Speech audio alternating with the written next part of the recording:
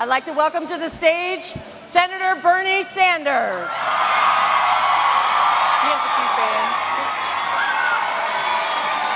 Thank you so much for joining us. Thank you. Hello, how are you? Thank you. Please have a seat.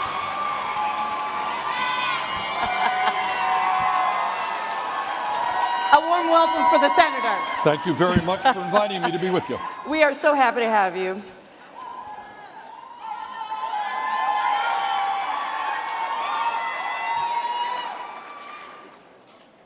To kick things off with our time with you, one of 3 women have been victims of some form of physical violence by an intimate partner within their lifetime. That's all of us in this room and across the country.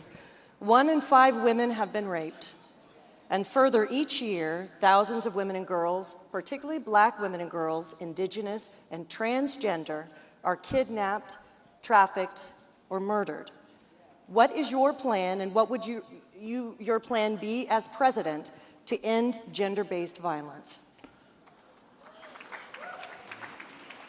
Well, for a start, we have got to recognize the severity of the program, of the problem, and make sure that this does not continue to exist. All right? And that means, by the way, not only specific plans and programs, it means a fundamental change in the culture of this country. All right? And that means that every woman in a job feels safe in the workplace, feels safe on campus, that anybody who rapes or harasses understand there will be a severe penalty to be paid for that. We just had the candidate that came on before you talk about the Equal Rights Amendment. Do you believe that, I think it's about 2 states away from being ratified. Do you believe that, 1 state away from being ratified. Do you believe this country needs a constitutional amendment enshrining the rights of women? I do. And I think, look, we have had as a nation, as everybody knows, a troubled history in terms of racism, in terms of sexism, in terms of homophobia, and many other injustices. And I think it is absolutely appropriate to say in the Constitution of the United States that women will be equal to men, end of discussion. And one quick follow-up, we have some questions to bring out. Can you name a policy of yours, what you would champion as president, that would specifically help women of color? The answer is absolutely. I mean, and it's not just, Joy, not just one policy. It's a number of policies. It is to say that in the year 2019, the time is very long overdue to end institutional racism in all of its forms all over this country. And what does that mean? It means to say that we will not accept discrimination in the workforce. It means that we will end the absurdity of women in general making 80 cents on the dollar compared to men, and minority women making a whole lot less than that. It means we're going to open the doors of educational opportunity for all people, regardless of income. And one of the issues that I have been very proud of, and 4 years ago, as you will well know, these were not widely popular issues. But you talk about equal opportunity, I said then and I say now, that every person in this country, regardless of color, regardless of income, has the right to get a higher education, because we're going to make public colleges and universities tuition-free, and we are going to very substantially end the burden of outrageous levels of student debt in this country.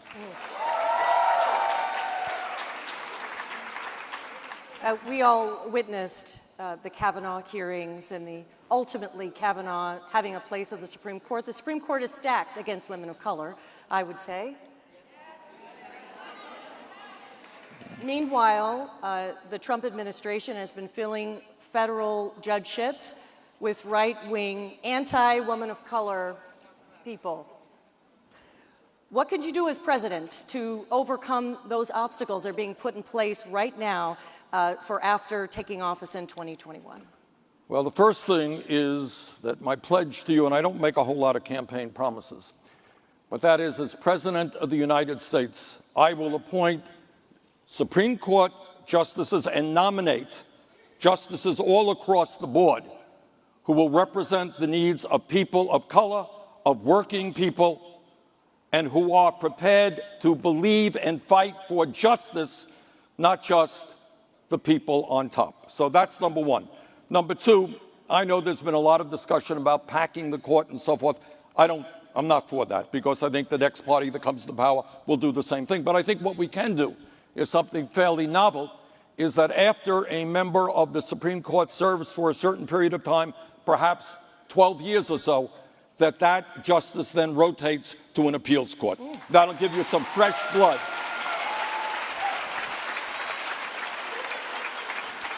And we know that this primary has a lot of people in it, but if you look at where you stand right now in the polls, you are in the first, second, or third in most of the polls. You're polling very well in every state. But in order to consolidate the nomination, you have to win over Hillary Clinton voters. Yeah. What are you doing to try to win over those voters, which includes a substantial share of the women of color, of the black women who voted in 2016? All right, let me make good question, and let me answer it. Let me answer it in a couple of ways. First of all, obviously, we are working really hard to win the Democratic nomination, and if I do that, we're going to work really hard to defeat the most dangerous president in the modern history of this country. And to your point, the Democratic Party has got to be united, all right? I hope to win the nomination, and I hope to have my fellow candidates, people who are seeking the nomination, many of whom are personal friends, support me if I win. But my pledge to you is, if I do not win, I will do everything that I can to make sure that that Democratic candidate becomes the next president of the United States.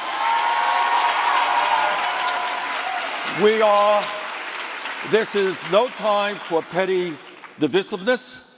This is a time to stand together in the fight not only to defeat Trump and his racism and his sexism and his homophobia.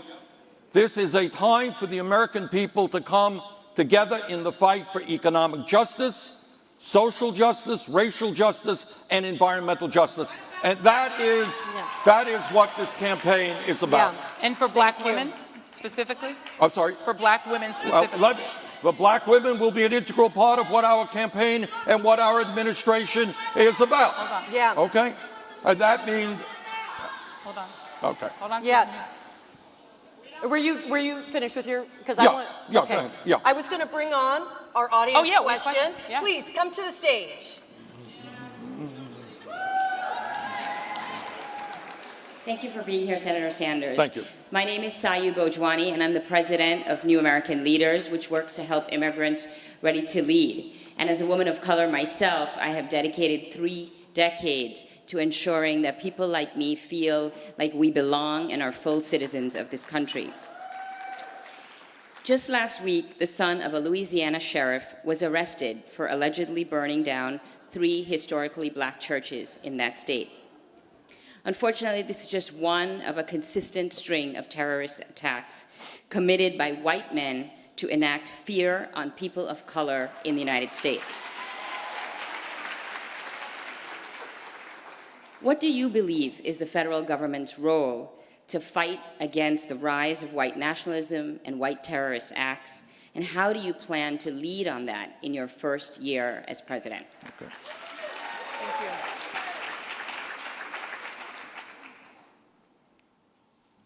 First of all, but we have got to make it very clear that the type of demagoguery we are seeing from the Trump administration is not what this country is about. And I will do everything that I can to help lead this country in a direction that ends all forms of discrimination, racial discrimination, gender discrimination, and discrimination based on people's sexual orientation. I am the son of an immigrant, the proud son of an immigrant, and I will do everything that I can to make sure that we pass, finally in this country, comprehensive immigration reform and a path toward citizenship, that we provide immediate legal protection to the 1.8 million young people eligible for the DACA program. So the goal that we have got to establish is to bring our people together around an agenda that speaks to all people. And that means guaranteeing health care to every man, woman, and child as a right, not a privilege. And I'm proud to have led the effort to fight for a Medicare for all single-payer program. It means understanding that when we talk about minority communities, when we raise that federal minimum wage to a living wage of $15 an hour, you're going to do away with a lot of economic stress in this country. So those are some of the things that I think we've got to do. Let me just follow up, Senator.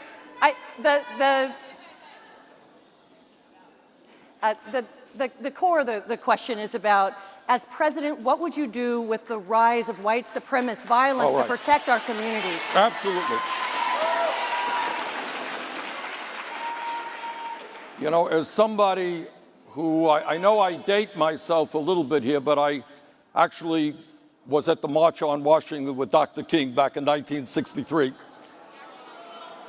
And as somebody who actively supported Jesse Jackson's campaign as one of the few white elected officials to do so in '88, I have dedicated my life to the fight against racism and sexism and discrimination of all forms. And as President of the United States, at the very top of our agenda will be the understanding that discrimination of all forms has got to end, period. And you do that using the bully pulpit, and you use that doing legislation.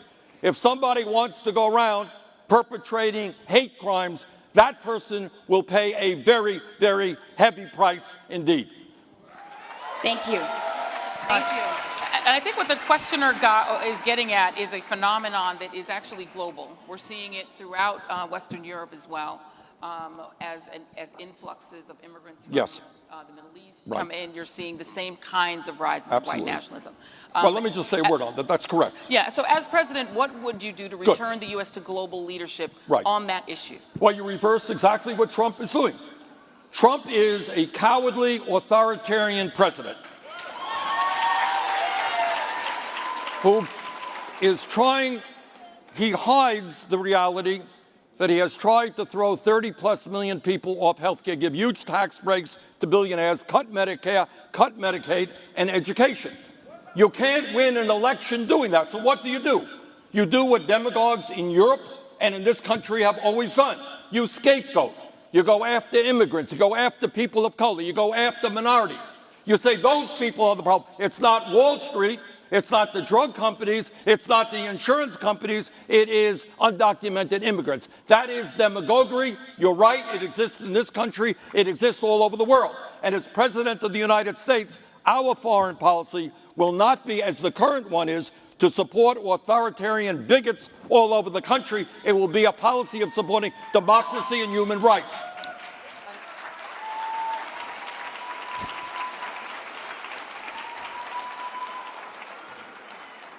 The women in this room represent 28 states, mostly South and Southwest.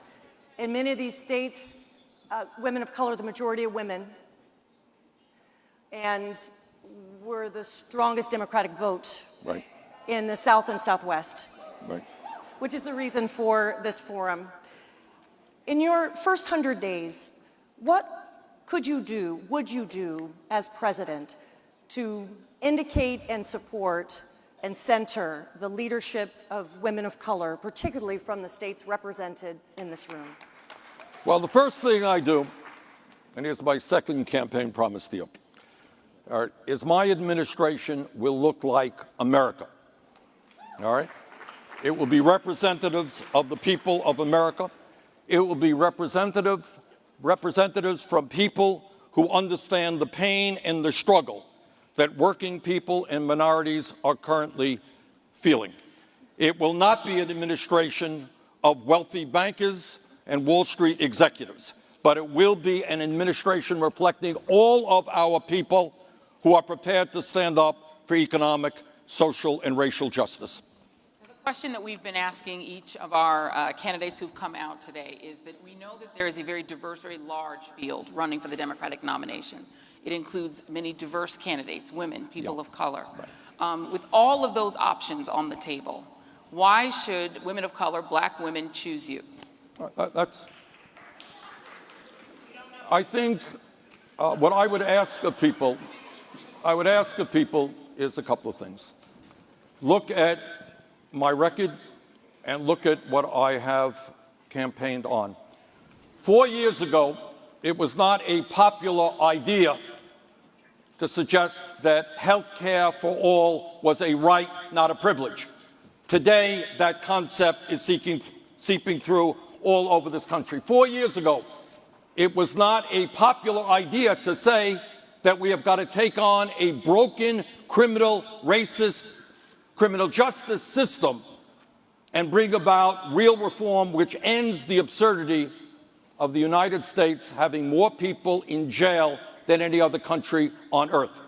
4 years ago, I said that we have got to end the war on drugs and legalize marijuana. We have come a long way in 4 years. 4 years ago, when people were kind of laughing at me when they asked me what is the major national security crisis facing America, I said it was climate change, and that we have a moral imperative to transform our energy system. The bottom line is that many of the ideas that I brought forth 4 years ago are now widely accepted by the American people, and Democratic candidates from school board to President of the United States are now supporting them. And when we talk about justice, we are also talking about the massive levels of racial disparities that exist in this country. It's not just that we need health care for all people. We need to address the fact that infant mortality in the African American community is 2.5 times what it is in the white community. That white families have 10 times the wealth of black families.